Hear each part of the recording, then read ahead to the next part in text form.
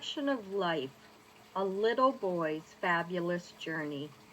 One day, there was a young boy who was playing close to the water's edge, and as he leaned over, he saw his reflection smiling back at him.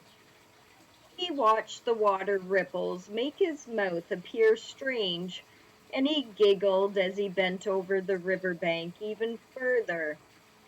A few stones tumbled down the soil that carried the little boy's weight, and unbeknownst to him, erosion had taken place over the years and made the ground weak.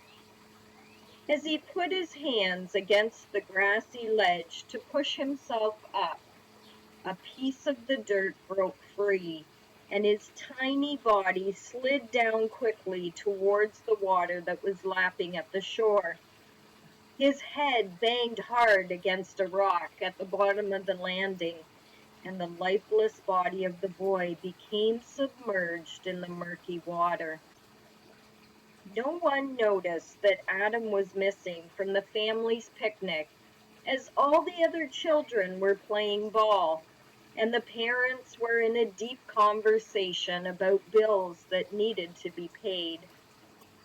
The family dog roamed around the tree line looking for a place to relieve himself, and he made his way closer to where Adam had been admiring his reflection. As the family pet sniffed around the grass, his curiosity led him towards the edge. Just then, Adam's mom felt a twinge in her stomach to notify her something was wrong. And as she turned her head from side to side, she couldn't see where her little boy was playing. She called over to his sisters, and they replied that he wasn't with them. Panic began to set in as Sonia grabbed her husband's arm and could barely get her words out. "Adam! Where is Adam?" she frantically stated.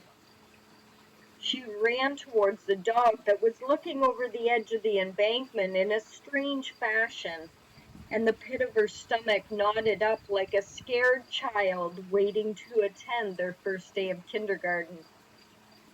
Her husband wrestled himself out of his chair as he saw the anxiety emanating from his wife's demeanor.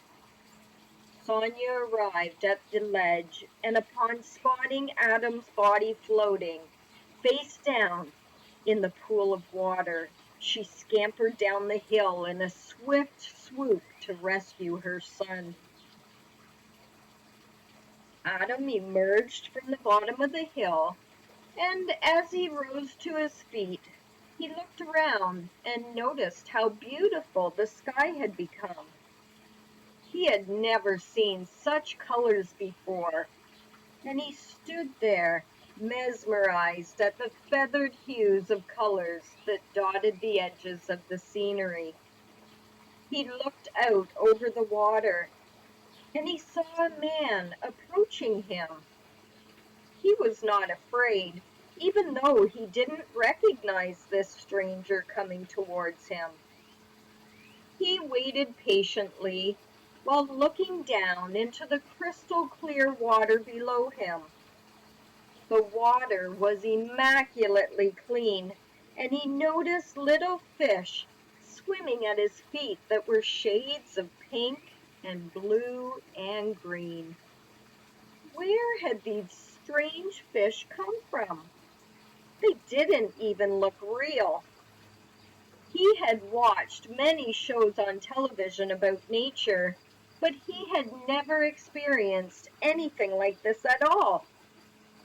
The man broke Adam's train of thought as his hand reached out and touched his shoulder.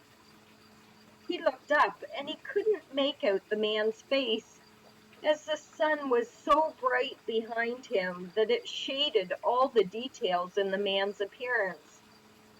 The man said to follow him, and without question, the little boy did what he was told, and the two figures began to walk out towards the deeper part of the water.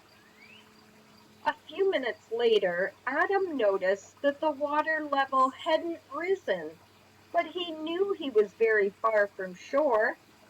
He didn't understand how they could walk this far out without being consumed by deep water.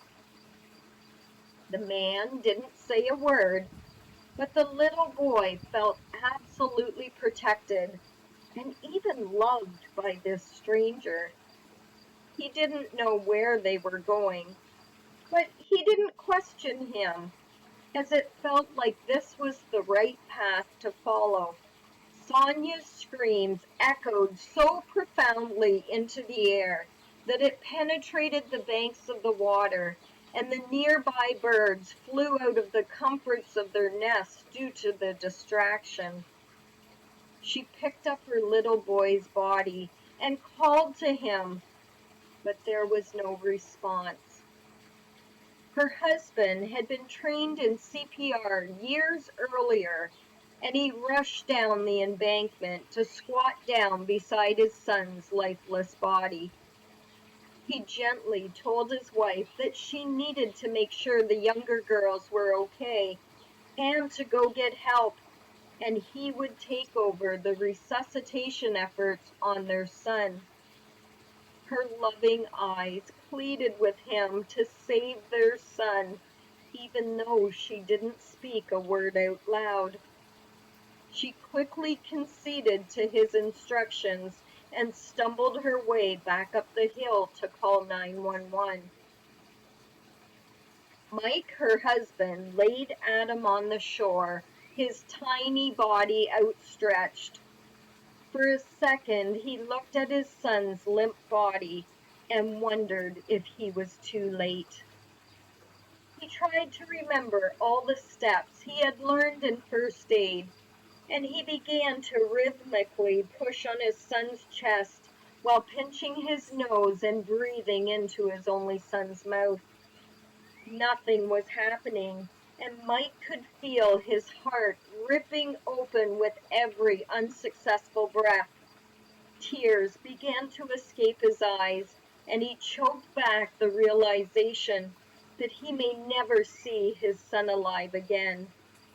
This strong man of 6 feet began to crumble in emotion as his son was fading deeper and deeper into a world his dad was not part of. Mike cringed at the thought of such a horrendous ending to an otherwise perfect family outing. He took a deep breath and planted a long, hard, suctioned gasp into his son's lungs in a final attempt to revive him as he prayed for more time with this beautiful child. The breeze became gentle as the tree leaves rustled in the distance, singing a lullaby of nature's song through its branches. The sun became bright and almost blinding as its rays settled on the sight below it and kept the family within its warm embrace. Everything became extremely still as the water's current slowed to a non-existent flow, and the world was allowed to catch its breath in its own silence. A gurgling sound bubbled up from down on the shoreline, and Mike's back arched back in surprise. His eyes became wide as he realized he had breathed life back into his son.